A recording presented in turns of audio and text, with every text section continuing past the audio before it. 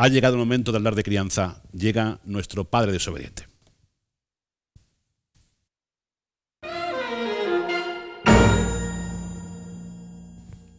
Y está aquí. Sergio García, licenciado.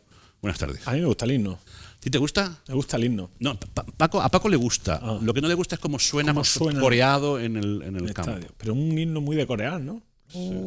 Sí, el sí, pero la otra parte. La otra parte, claro, es que yo solo en realidad conozco. Claro. Dice que queda un poco ahí que no se entera lo que está diciendo. Entonces no te sé opinar ya. Sí. Bueno. ¿Cómo estás? Muy bien. ¿Bien? Muy bien. Sí, un poco carrasposo de garganta. Es que está todo el mundo igual. Sí, míralo. Si hago algún tosillo y tal, no, perdonádmelo. Cualquier domicilio almeriense esta semana parece un sanatorio. Sí. Pero bueno, pues ya está. Es lo que toca. Es lo que estamos toca, en enero, hombre. Claro, estamos en enero y si esto viene en agosto nos preocuparíamos. Los virus aprovechan el frío ahí para proliferar. ¿Cómo son los virus, eh? Además, tendemos a cerrar más la casa. Claro. El estrés inmunológico. Podríamos hablar hoy visto que no me va a dar tiempo a hablar de... Ya se está quejando. O sea, es que venía con 15... Es tremendo. Este tío viene siempre quejándose por el tiempo. A mí Antonio Almecija me deja 25 minutos, colega. 25 minutos. Y llego aquí y me dais 11 minutos. Entonces ya da igual, porque no me da tiempo de decir lo que quería. Por tanto, puedo perder todo el tiempo que yo quiera. Y en todo caso, dejo ahí el... Tenés cara indignado, ¿eh? Te ha dolido. Ha sido un golpe bajo. ¿Me estás atacando con Antonio Almecija? 25 minutos. ¿Quieres meter ahí cizaña entre dos compañeros? Y cuando me pasa, dices, no te preocupes. Me dice, no te preocupes. Si es que lo haces tan bien que es una maravilla que te pase. Me dice cosas de esas. Claro, como yo no te digo nada de eso. Claro, no. Me dice otras cosas que también están bien. Antonio, es el segundo saludo que te lanzo en el mismo programa. Un abrazo desde aquí. Cuídate de este, que te la lía un día. Bueno, te habla de estrés inmunológico, que me parece súper curioso. ¿De qué? De estrés inmunológico. Estrés inmunológico. Te habla de estrés inmunológico, que en plan muy cuñado, porque no soy médico, soy psicólogo, pero igual, lo voy a hacer igualmente. Bueno, y luego introduzco el tema para la semana. Algo de sanitarios, ¿no? Yo no tengo yo soy orientador, no soy general sanitario, entonces no sé, yo no sé. Roza pero hay una psicología, la clínica, claro, que es bastante sanitaria. Tú no eres clínico. Yo no soy clínico. Soy subclínico, digo yo. Subclínico. Subclínico. Bueno, para darme del estrés inmunológico. Estrés inmunológico. Hay un concepto muy guay, ¿no? Y es que el frío, tú eso lo has escuchado de los pediatras, ¿no? El frío no resfría. El frío no resfría. Eso que han dicho siempre, no andes descalzo que te vas a resfriar. El frío no resfría. Pero sí que es verdad que tiene, digamos, un impacto por distintos motivos que sí que aumenta la probabilidad de que te resfríes, pero no directamente por el frío. Pero quizás porque los virus viven mejor en el frío que en el calor. Hay varias cosas. Tenemos virus estacionales de invierno, ¿vale? Eso es virus que además se propagan mucho por el aire, como puede ser el resfriado. Bueno, la gripe en realidad no es tan estacional, pero igual, ¿sabes? También. Y ahora el coronavirus, que también empieza a ser estacional de esta época del año, y eso también ayuda. El hecho de que cerremos más las casas y las tengamos menos ventiladas, también ayuda. Claro. También ayuda. Pero luego hay otra cosa que se llama estrés inmunológico, que es súper chulo ese concepto. Estrés inmunológico.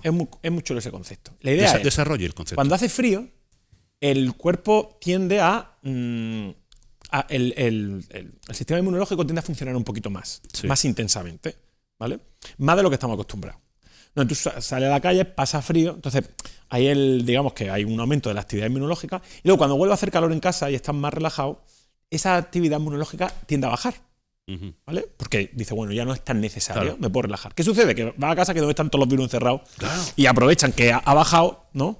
Entonces, claro, hay que entrenar. Por eso lo de las duchas de agua fría aumenta o sea, más que aumenta la capacidad inmunológica del cuerpo, se comenta esa flexibilidad, ¿sabes? Porque le da el frío, se activa, luego... No puedo ducharme en agua fría. No, yo tampoco. A mí me cuesta mucho. ¿Y es en Finlandia donde dejan a los niños los carritos en la calle? Sí. Y es precisamente para digamos que se acostumbre a ese nivel de temperatura, entonces ya no hay tanto altibajo a nivel de funcionamiento inmunológico y hace que sea más difícil sobre todo que te dé el bajón en calor. Eso es peligroso porque normalmente los sitios con calor son los sitios cerrados y encima si te da el bajón... Claro, habría que estudiar cuántos niños de esos niños finlandeses cogen pulmonía antes de los 10 años. Sí, o se mueren por hipotermia. También sería interesante. O sea, es como recurso, como herramienta, parece, bueno, discutible sacar al niño a que se acostumbre al frío. Pero tú nunca has escuchado eso, que en los países con temperaturas muy constantes hay mucho menos resfriado. Eso se decía, en el Polo Norte no hay resfriado, ¿no? Era una anécdota que se escucha mucho. Claro, porque hay menos gente y proporcionalmente hay menos casos. No, si es proporcional, da igual la gente que haya. O sea, en teoría se tendría que mantener la proporción. Si hay menos proporción de resfriado, señor, es que... acaba de salir el matemático que lleva dentro. Sí. Quiero decir que habrá menos casos. Claro, menos casos, sí, pero hombre, se habla en proporción. Los médicos son listos. No son matemáticos, pero son listos. Entonces eso es el estrés inmunológico. El estrés inmunológico.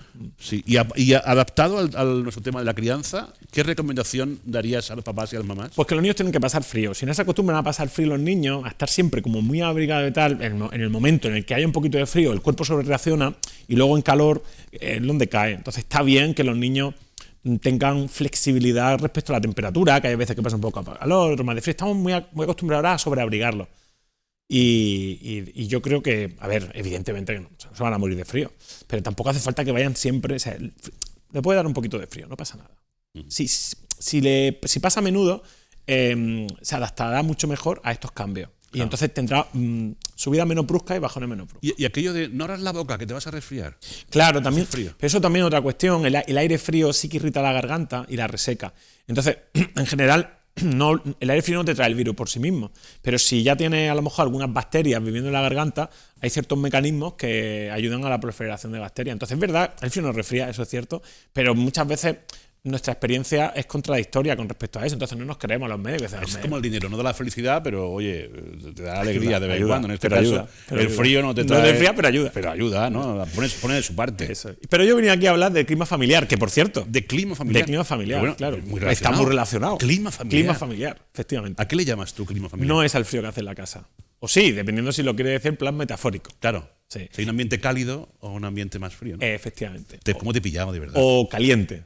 Caliente, hot. Puede ser ahí, claro, muchos conflictos calientes. Vale. Ahí, claro. Hot, no de frío sería poco afecto. Vale. Tiene que ser cálido. Vale. Tiene que ser cálido, con afecto, pero, en fin, con los conflictos y las relaciones controladas. Pues el clima familiar es un constructo muy complejo de definir. La psicología le ha costado siempre.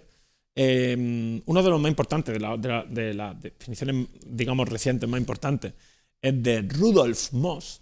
Rudolf, como el reno de Papá Noel. Rodolfo Moss, que definió el clima familiar. Es un constructo muy complicado porque es muy poliédrico. Depende de muchas cosas, no siempre están relacionadas. Es decir, que es complicado. Pero él se dio cuenta que de alguna manera el clima familiar, las relaciones en casa, o bueno, ahora digo rápidamente en qué depende y ya el programa que viene lo desarrollo con calma. Entonces, como digamos, es un cebo de cara a la semana que viene. Sí, afectaba muchísimo al desarrollo personal del individuo y a su interacción con el resto de la sociedad fuera de la familia, ¿no?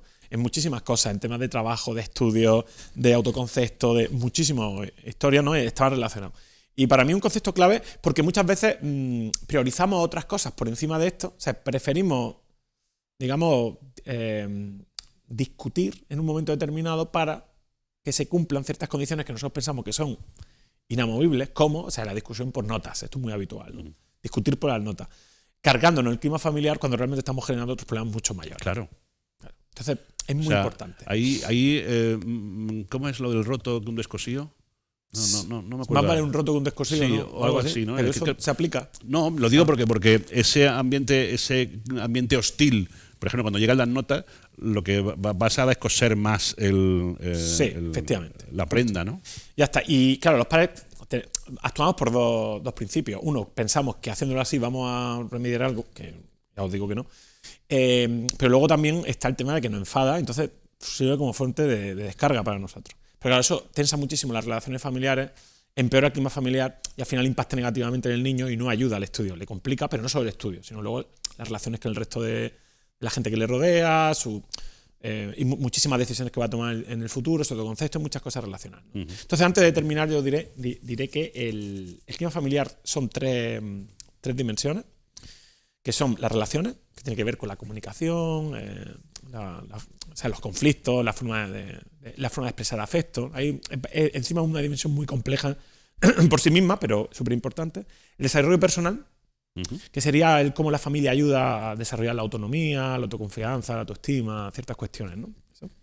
Y hay leche, que no me acuerdo de la tercera. Siempre, ¿cómo se me ha podido olvidar? Bueno, y una tercera. Como voy a venir la semana persona humana y se te olvidan las como cosas. Como voy a venir la... Claro, esto ha sido un anticipo, es decir, un aperitivo. Sí. La semana que viene hablamos de clima. Eso. ¿Vale? Creo que bienestar clima familiar. Es que... no, perdona, estructura familiar. Estructura familiar. Sí, que es un concepto muy sistémico. Además, yo sé que trabajo, yo en mi día a día de consulta trabajo mucho con estos términos. Estructura familiar, que es cómo se organiza la familia en cuanto a jerarquía, normas, reglas. Pues me parece un tema muy interesante para la semana que viene abordarlo. Sí. ¿Cuánto dices que te da Antonio Almécija en Candil Radio? tú no me puedes igualar eso. 25 o 30 minutos, no puedes igualarlo. No. Pero no pasa nada. Escucha. Bueno, la semana que viene prometo portarme bien. Y encima me tengo que desplazar más kilómetros. Aquí es que. Pero ¿cómo me está echando en cara eso? No. Hasta la semana que viene, Sergio. Venga.